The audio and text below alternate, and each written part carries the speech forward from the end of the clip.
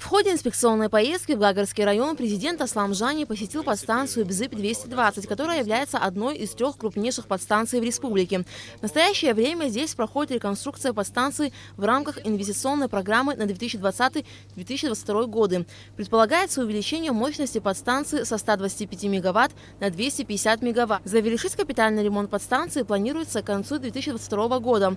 Стоимость реконструкции подстанции 540 миллионов рублей. Из них на оборудование предусмотрено 440 миллионов. Оставшаяся сумма предназначена на пусконаладочные и строительно-монтажные работы.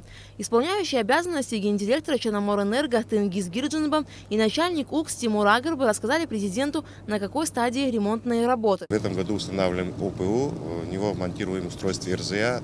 РЗА устройства уже 50% лежат у нас на складах.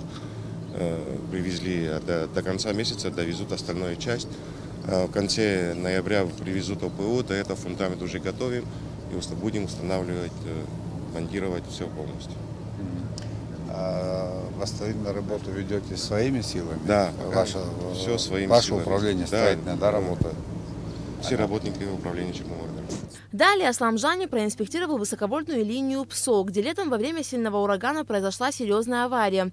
Здесь установили 5 новых опорных столбов. Протяженность ВЛ ПСО больше 38 километров, мощность 220 киловатт. Высоковольтная линия ПСО обеспечивает переток из России, когда ВЛ Ачквара выходит из строя. В этом вопросе финансирование было осуществлено тоже своевременно в рамках средств, предусмотренных в бюджете Республики Абхазия на 2021 год. Это то, что было инициировано в свое время депутатами парламента.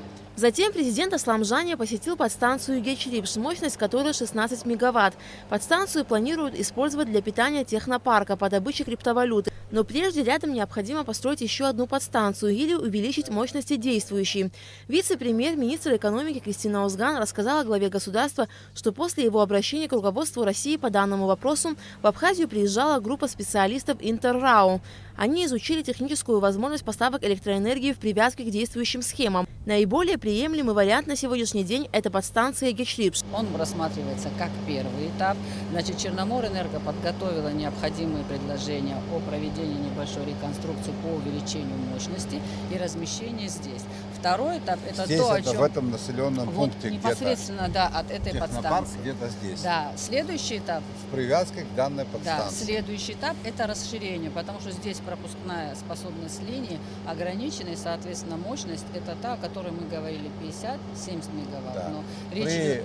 увеличении мощности подстанции мы можем принять 50 мегаватт. Да. Да? Соответственно, второй этап – это увеличение. Увеличение предусматривает то, о чем говорит руководитель Черноморэнерго. То есть Увеличение. дополнительно необходимо подготовить подстанцию, которая будет обеспечивать… Еще одну подстанцию. Совершенно верно. Но это второй этап уже. Да, это второй этап.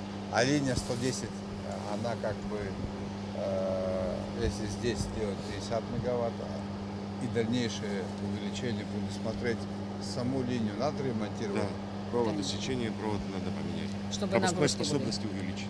Да. Сейчас сколько по этой линии максимум может? 50-60. Всего 50-60, если здесь будет технопарк. И в случае перетока для нужд населения технопарк работать не может? Нет. Поэтому речь идет о втором этапе подготовки соответствующей площадки с отдельной резервной линией и со своей подстанцией. Но это следующее. Президент Аслам Жани также посетил парк принца Ольденбургского в Гагре, в котором ремонтные работы осуществляются за счет инвестпрограммы. Начальник УКС Тимур Агырбы рассказал, какие работы уже проведены и что планируется сделать. Президент спросил, почему 2 года назад работы в парке были приостановлены и не завершены вовремя. А что не было предусмотрено? Коммуникации, здесь есть дренажная система, водоотводные каналы, потом есть еще магистральный водовод, который из центрального… Все это заблокировано было, да? Этого не было предусмотрено, просто мы не могли в центральной части парка дорогу проложить, была предусмотрена плитка, но под плиткой коммуникации не были предусмотрены. Мы все это остановили, заменили коммуникации, а потом уже вот только приступили к укладке плитки. А проект этот кто делал тогда? Проект в 2017 или 2016 году делали, я тогда еще, да. Аслам Жани поручил вице-премьеру министру экономики Кристине Озган исключить из реестра фирмы, которые ранее отвечали за этот объект, поскольку они не справились с работой, и в дальнейшем не допускать их к госпроектам. Фирмы, которые себя дискредитировали, должны быть исключены Из проекта. раз и навсегда. без реестра тех, кто может на что-то претендовать. Как и подрядчик. Вот сейчас и подрядчики, и проектировщики. В городе недавно какая-то компания СНС или Sense. Что это за компания? Это же выкинутые деньги. Это надо учитывать и в реестр их вносить. В реестр нерукопожатных. Пусть ищут себе контракты в других местах, да, участников, у кого угодно, только не у государства. Аслам Жани проинспектировал и ход работ по прокатке водопроводной трубы по улице Адыга в Гагре. Работы здесь также осуществляются в рамках инвестпрограммы. У нас проблемы были протечки воды по улице. Да. Жалобы от граждан давно поступали. Сейчас мы меняем от начала метров 900 у нас получается. Заменяем трубу на пропилен, на 200-ю трубу. Качеством трубы вы довольны? Довольны. Мы согласовываем с водоканалом местным. Ребята с местного водоканала тоже присутствуют, чтобы наблюдали за нашей работой. Президент также проверил, как реализуется инвестпрограмма на 2020-2022 годы по водоснабжению и водоотведению в Гудауте. После завершения инспекционной поездки Аслам Жани подвел ее итоги. Оценочное суждение я буду высказывать чуть позже. Мне нужно было увидеть самому, как реализовываются отдельные проекты инвестпрограммы в Гагрском и Гудаутском районе, для того, чтобы иметь суждение. В пятницу у нас будет большое совещание.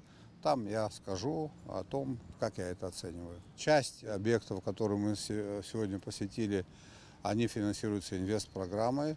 Часть объектов финансируется из нашего бюджета. Если вы обратили внимание, мы еще были в устье реки Псов, там, где река Псов впадает в Черное море. Это тоже нужно было мне увидеть, потому как идет процесс делимитации государственной границы и потому как входит река в море, по серединной линии будут определяться границы нашего экономического шельфа. Там тоже есть вопросы, которые нам необходимо обсудить, и мне нужно было это все увидеть самому. То есть это не только инвестпрограмма, это наш бюджет и плюс вопросы делимитации нашей государственной границы с Российской Федерацией. Такие инспекционные поездки будут с определенной периодичностью. Мы просим российскую сторону увеличить объемы финансирования. Для того, чтобы увеличить объемы финансирования, необходимо научиться реализовывать в сжатые сроки и качественно те проекты, которые мы сегодня имеем, тот объем финансирования. Поэтому я этот вопрос беру на свой личный контроль. Будет проводиться штаб, который будет контролировать ход реализации инвестпрограммы. Этот процесс, считайте, что сегодня запущен. Эта линия, которую мы сегодня с вами видели, она была повреждена в результате штормового ветра. Наши специалисты из Черноморэнерго его восстановили, вы это сами видели. Вы видели подстанцию, где идет ремонтно-восстановительные работы, где идет увеличение трансформаторной мощности, и станция Гечерипш, где предполагается положить технопарк в последующем. Надо было самому это все увидеть, чтобы иметь реальное представление. Инспекционные поездки президента будут продолжены и в других районах республики. Аля Катрапш, Алексей Гухава, Михаил Братухин, Абхазское телевидение.